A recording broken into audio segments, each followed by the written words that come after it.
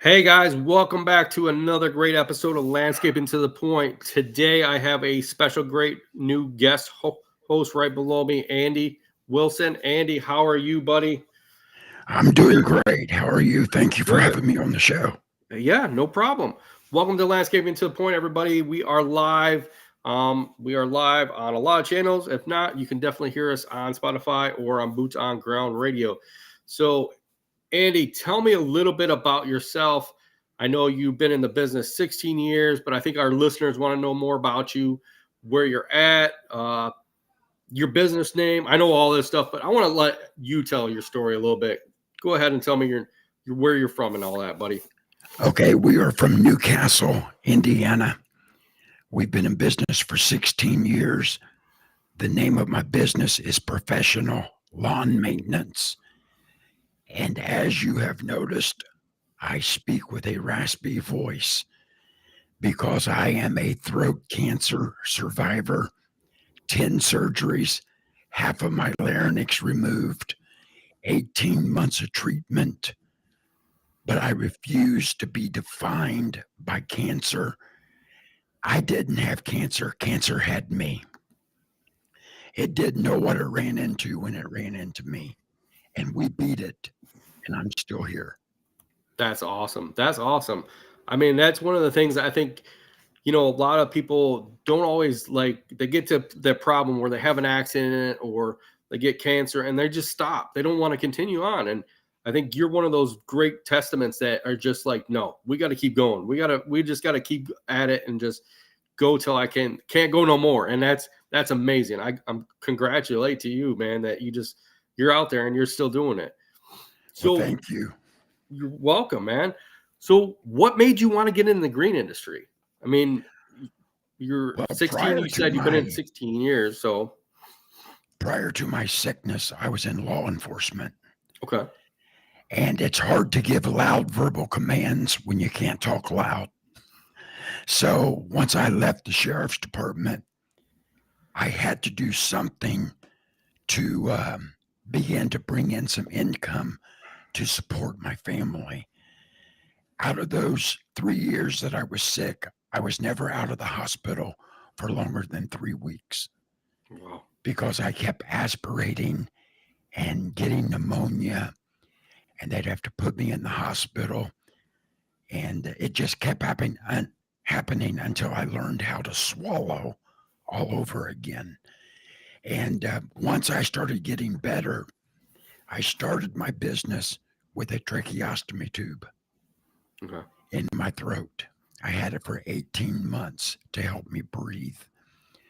But I thought, I want to do something where I can control my time and not depend on going to a boss and asking for the day off because I have this appointment or that appointment. And I thought, well, if I can schedule my own work schedule, that would be the easiest thing to do. And I always enjoyed mowing grass. So I thought, well, I'll give that a try. And we started off with one customer. It quickly became 3 and 4 on the same street. And now we service 140 customers weekly in That's Newcastle, amazing. Indiana, a population of 17,500 people. That's amazing. That's amazing. So do you have a couple guys that work for you? Yes, I do. I have one full time employee, and then I have a sheriff's deputy and a city police officer that work part time for me. That's amazing. That's amazing that you got that many customers. I mean, a lot of people, I know companies that have been in business for 10 years and that, they don't want to go above a certain threshold. And I think sometimes you got to go above that threshold to be where you want to be at. And Right. some people are just sometimes afraid to take that jump. What made you take the jump to continue on and get up to that 140 customers? Well, I wanted to scale my business to the point where I was comfortable with the bottom dollar revenue and not just the top dollar, because that top dollar revenue really doesn't mean a whole lot.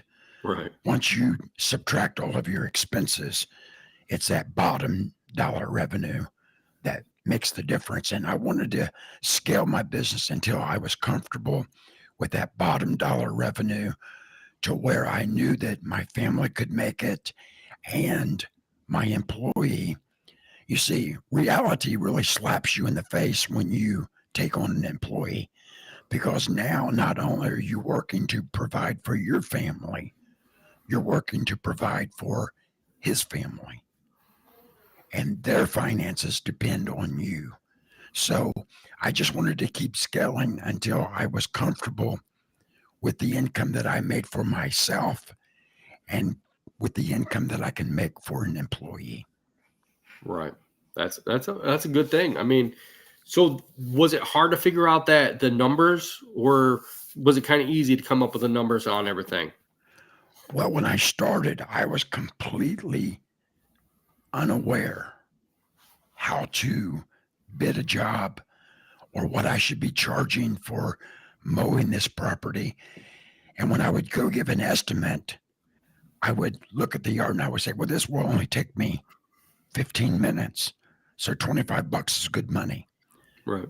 But then it took me not a whole lot of time to realize that there's more to it than just my hourly pay.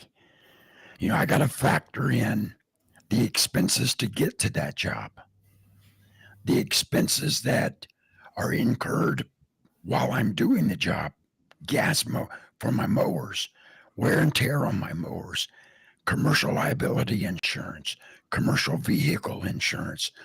All of those things factor into your price. So I started raising my prices, and I'm at the point now where I won't drop my gate for less than $75 a yard. That's perfect. I mean, I think that's the best thing. I think a lot of us. I was at the same way when I first started too. I look at stuff, and it took me 10 years, before I actually would actually say, okay, well, yeah, it's $25, but really, what am I making off of this? With employees' expenses, the gas, and all that. And I think that's where you look at it right away. And when you first start, and you're like, okay, yeah, I could do this for 25. I could do this for 30. You don't really think about it till you actually get into it, and you're like, wait a minute, did I make enough to pay the rent this week? Did I make enough for that? It really adds up. And I think that's good that you have a set price. And I think, everybody should have a set price. We have a Right. set price before we even do a yard, before we even do a snow removal job. We have set prices on our landscaping services too. And I think you should always have that because it Mhm. actually helps you out in the long run. We went years for just setting prices for fall cleanups. And now, I think it was like 2 years ago, we actually decided that we were going to set hourly rates. And I was afraid customers would be like, well, I don't know, last year you doing me for 200, now it's going to be $1,000. No, customers realize that it costs time and money to actually do the job. And that's the customer you want. You don't want a customer that's like, no, I'd rather just pay you $150. No, there's people out there. There's not just me. There's more people there. And I think that it's good to have set prices and go from Well, there. everything else is going up. Right. And you Gas got is to look going at up. that. So okay, here you just said everything's going up. So every year, do you change prices? Not every year, but at least every other year. And I will bump it up. Now, there is a couple of exceptions. I have some sweet, dear, elderly ladies that hired me the first year I was in business, and I'm still maintaining their property. And they are on a fixed income. It takes everything that they get on their social security check just to make it. So I might bump them up 50 cents at a time or $1 at a time instead of, the 10% or the 15%. Right. But and that comes into where you got to know your clients, and you got to build a rapport with them, and know what they value.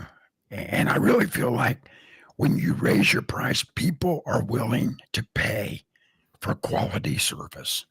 Right.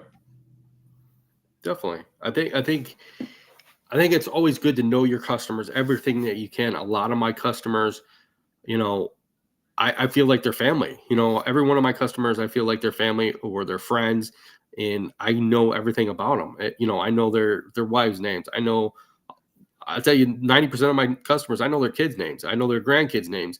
And it's good to know that, because then they make you feel like you're one of their family members. That those, you know, if you say, "Oh, I need to raise it because of this," or something happened, you know, with my family, they're gonna be like, "Okay, what can we do for you?" You know, just like you are for them. You know, hey, you know, something happened to my family, I can't do this. Okay, well, I understand that. You know, we can skip you this week, or we can wait on doing that job for you.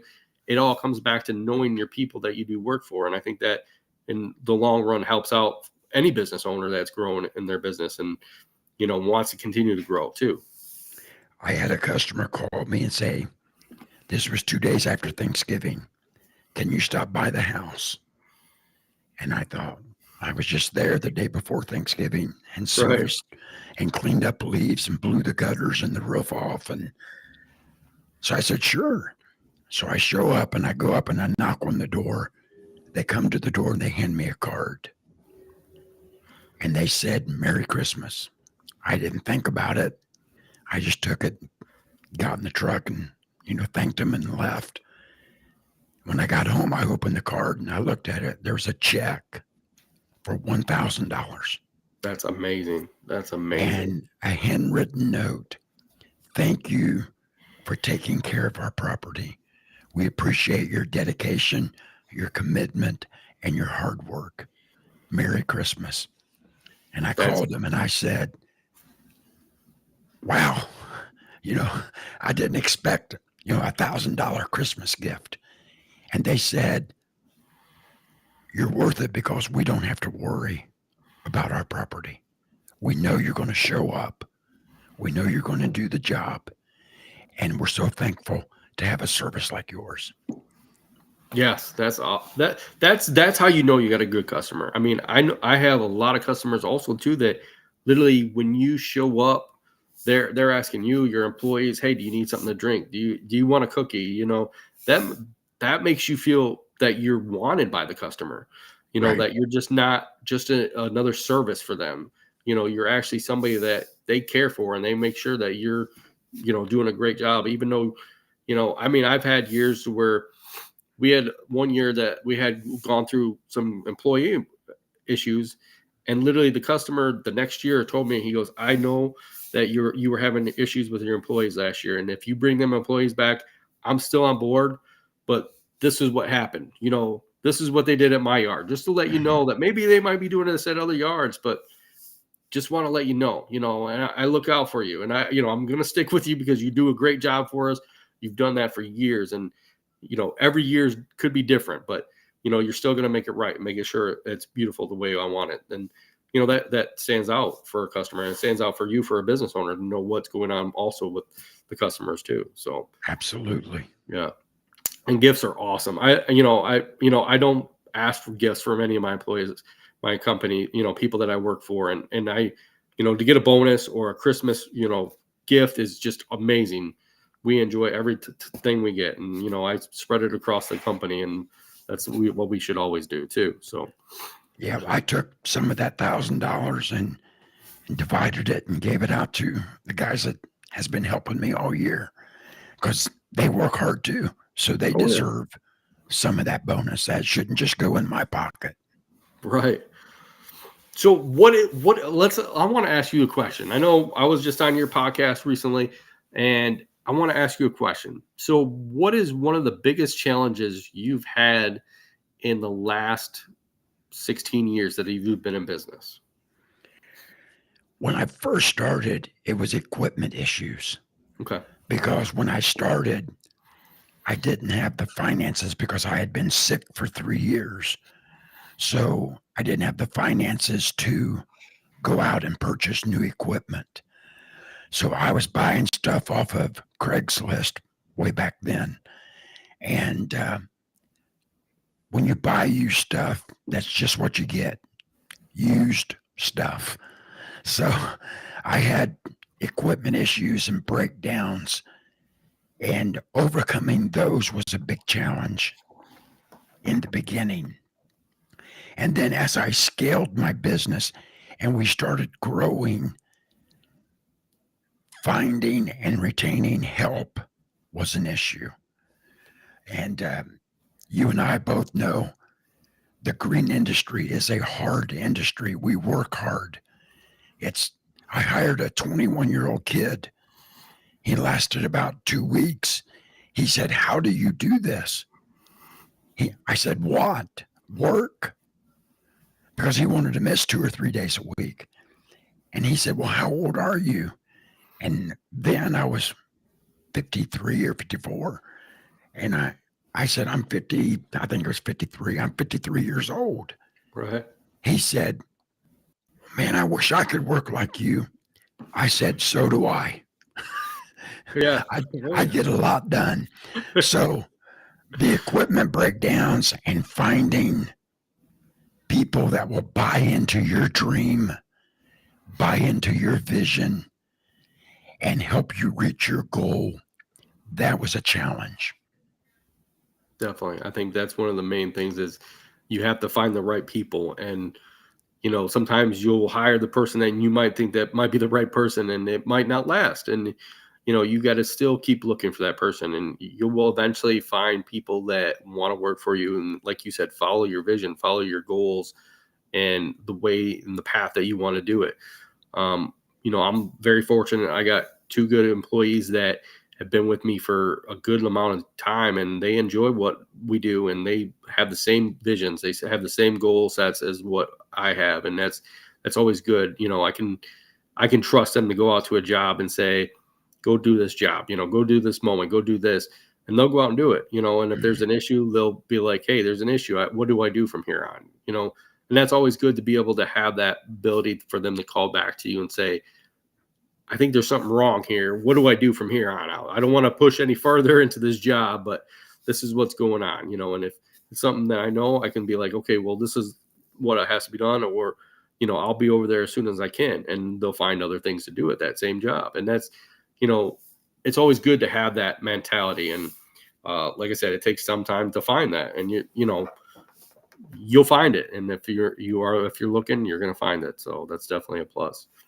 Well, I found that if I'm willing to invest in my employees, they're more willing to go above and beyond Oh yeah, for me. If I give them good equipment to use and I take care of them financially, and I, every now and then take them out to eat, buy them a Coke, buy them a candy bar or something during the day when we stop by and gas up, if I'm investing in them, it feels more like, I'm not just out here mowing grass. I right. work for professional lawn maintenance Yeah, in my city. And they begin to take pride in the fact that they work for Landscape by Acme or they work for professional lawn maintenance. So they're more willing to go above and beyond for you when you invest in them. definitely. I think one of the things you have to do, and I've learned this over the years, is definitely to invest in them. And you know, sometimes you might not think that they're qualified for things, but you got to give them their leap and let them leap into faith and go for it. Because every time we make a mistake, I feel like it's not a mistake; it's a lesson that you're going to learn and that you're going to advance from by making that mistake. And that's one of the things I tell all my guys is don't be afraid to make that mistake, because it might be something that could be end out perfectly for us in the long run, or it could be something that we both learn from and in advance by saying, okay, well, this is what we need to do next time. And I can make the business a lot bigger by asking your employees and saying, hey, go do this for me. Let me see how you do it, and I'll see if it's the way I want to do it, and see what we can do to advance that. And I think that's something every company should try, if you have employees to just say, okay, I want you to go do this job, and then I'm going to follow up and see how it looks, and by having the good employees, they're going to listen to you and they're going to know exactly how you do it, even by you showing them, show Right. them originally how to do it, and then say, hey, this is how I would do this job. You know, how would you do it? Ask them, do it as soon as you're training somebody. Say, hey, this is how I do it. This is how I want you to do it. But if you see a spot that might be differently, that you want to dig it differently or whatever, that's fine. But this is how I'd like to do it, and if you can do it differently, that's perfect. Let's improve on that too. So, Well, I think a business owner needs to realize the old saying, there's more than one way to skin a cat. yep, If we end up at the same result, even though they might have done it a little different than what I would have done it, but we get the same result, then it builds that trust factor between employer and employee. And they know he trusts me enough to do the job without micromanaging me and standing over my shoulder.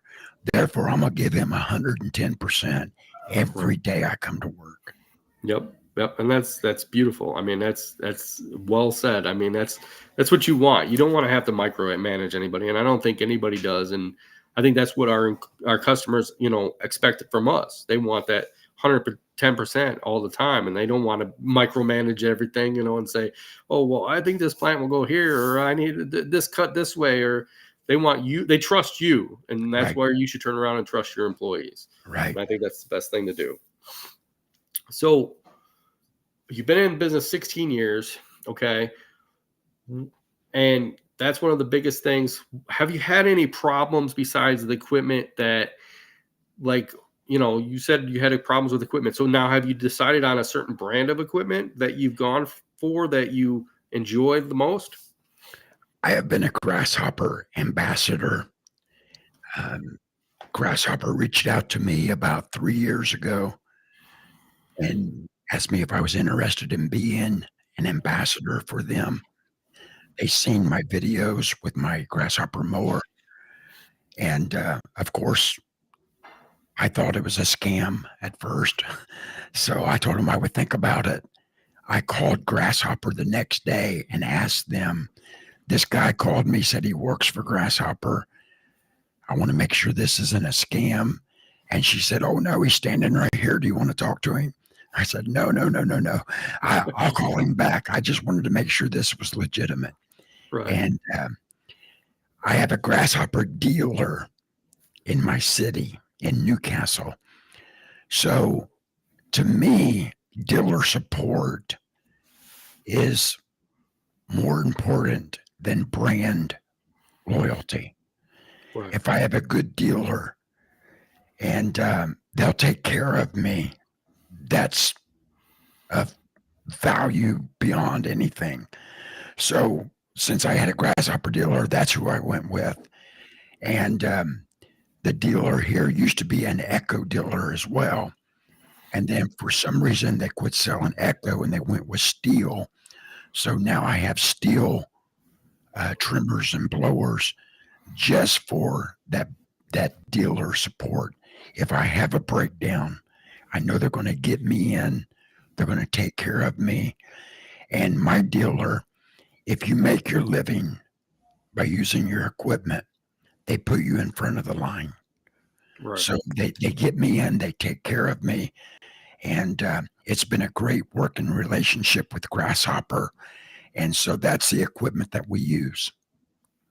That's awesome. I think that's one of the things is, like you said, dealer support is always the best thing for any business owner. And, they realize that you're a lawn care business and they try to make sure that you have the parts on hand. And I think that's one of the perfect things that I like.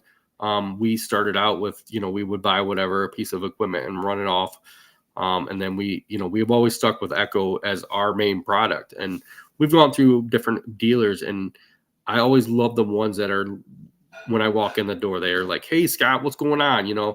They could be talking to anybody else, but they'll be like, Hey, what's going on, Scott? I know you're here. What do you need? And that's always awesome, and I'm always the one that's like, okay, finish the other customer you got. You don't worry about me. I'm just here to get my parts, or I need to get this or whatever. And they know exactly what I need. They make sure that they have the parts on hand, and that's what kind of dealer you need, is one that supports you and, make sure that you are ready to go and keep going. So that's always awesome. The guy that owns our dealership, I had a mower went down, and I needed that third mower that day. It was my heaviest day of the week. And I took the mower to the shop and I told him, I said, this is what it's doing. I think it's this. You might want to check that. And he said, we'll get it right in. We'll get busy on it. He said, I know you need this mower today. He said, run out there to my house. Beside my garage is my grasshopper mower. Just pull that up on your trailer and use it for the rest of the day. That's dealer support. Yes, definitely. I mean, I think that's always one of the best things is that they can help you out. Like I know mine always, it's like BNL is on YouTube. BNL Landscapes all says building relationships is so important, and I think it is. You Yes, build sir. a relationship with your dealer, it's like building a relationship with your customers. Right. And they know that you're their customer, and they want to make sure that you're happy and that you know I've had that too, to where I've gone into places and say, "Oh, my mower's down," and some of them be like, well, we got 2-3 weeks before we fix it." But then I go into my regular dealer and they're like, "Hey, take this one right here. Here's one on the showroom. Here's a demo that I have. Go use it. I know it's not your normal brand, but go use it." Right. They're there to make sure that you keep going because they know that you got to make that money to be able to come in and buy that other mower down the road or to buy that piece of equipment. And that's always one of the important things that they look forward to. And I think that's what you should look forward to and building a relationship with a dealer. So, Well, all mowers make tall grass short. So right. it's a matter of finding a dealer in your area that's going to work with you and work for you and, take care of you when you have a problem. Oh, yeah. Oh, yeah. So I got a question for you. Okay. What is your best way to advertise? I know we do a different bunch of things, but what's your best way to advertise your business? I advertise in a local magazine here in my city. It costs me $100 every 3 months. So it's not expensive. But I have gotten so much work off of that one advertisement. It always gives me a return on my investment. That $100 has landed me jobs that were thousands of dollars. It's landed me recurring mowing jobs that I'm still servicing today. It's gotten me parking lots to plow. So I use that local magazine. It's called Great Deals Magazine. And then I advertise a lot on my Facebook, my local groups, what's happening in Newcastle, Indiana, or what's happening in Henry County. I'll just put a little ad on there and I get a return on the investment. So, and then another thing is branding yourself, with your shirts, your hats. My vehicles are lettered and numbered out. I have my Facebook, Instagram, and TikTok username down the side of my truck. I was in the post office and a little old lady tapped on my shoulder. She read my shirt and she said, "Will you mow my yard?" I said, "Maybe." So I went and looked at it. I got her yard. She come out and said, "My yard's never looked like this before." That's awesome. I got the neighbor's yard. I got the neighbor right across the street's yard. And I got the lady 3 doors up. I got her yard.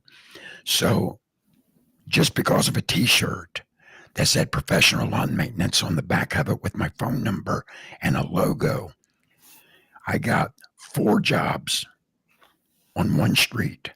I park in the central proximity of all 4 properties. And one stop, I can mow all the properties in about an hour and 15 minutes. So without moving my truck, with no windshield time, I can make about 255, 260 bucks. That's So awesome. That's good route density. Sorry, but yeah, I yes, think that's what everybody needs to have, and I think that a lot of times, especially when we first start out, we're always like, "Oh, we'll go over here, we'll go over there," and you're spread so wide out. And I think once you get together and actually can be able to get, like you said, a couple jobs on one street, there's no window time. You're not going from place to place. You can conquer more jobs. One of the places we do a subdivision, and there's 150 homes in there, and we do 15. So literally we do that plus the, main complex, and we're there all day. It's one of the jobs that we love. We're all right there. You park one spot. You might get in the truck to have lunch or move it up the road, into the next part of the subdivision, but you're not going 20, 30 miles between a job. You're not wasting time. You're actually gaining time because you're all in one area. And that's always amazing to have that, dense route going on. So now I have timed all of my properties, and I can tell you when I leave on Monday, I can tell you within 30 minutes when I'll be back home. That's awesome. Because I've timed every property, and I know exactly how long it's going to take us to do that property.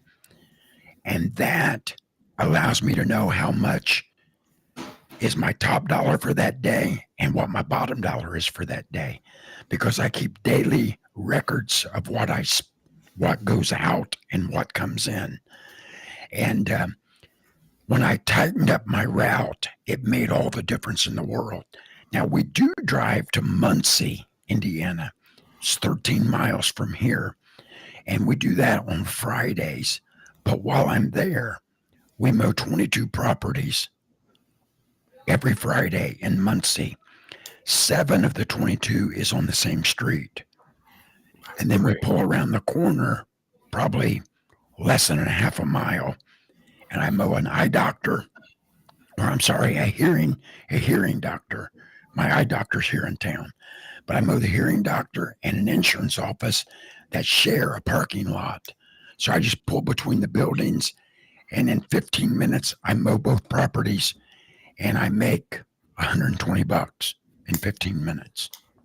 That's amazing. That's perfect. That's the best way to do it. I think that's what you have to do in life, especially in the business. You have to be able to do that, and be able to have them sectioned off, even like you said, even going to a different town, have it sectioned off to where you're like, here, I'm only going to be here for this day, and this is what I'm going to do in that day. It's just those.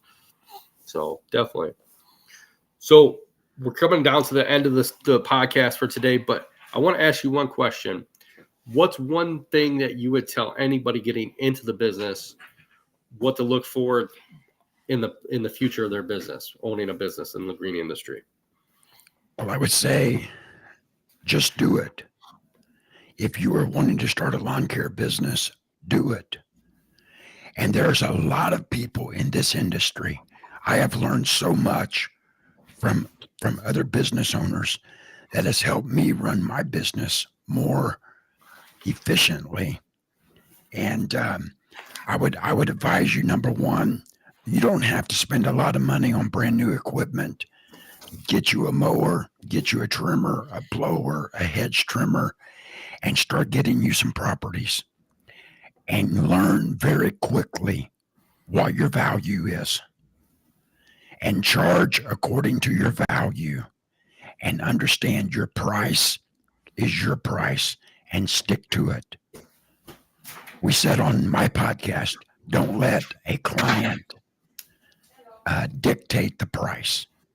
Know your price, know your worth, know your value, and just do it. Definitely. I agree with you. I think that's great information, great advice, really. I mean, you should always know your value. And I think that's one of the things we all struggle with right when we first start, but you got to start to learn that. And as soon as you start to learn that, it helps out in the long run. Definitely. Okay. So I got these questions every once in a while. I like to ask straight to the point questions. These are a little funny sometimes. And so okay. Would you rather have pizza every day for the rest of your life or hamburger for the rest of your life? And why? I would take pizza, more flavor. Perfect.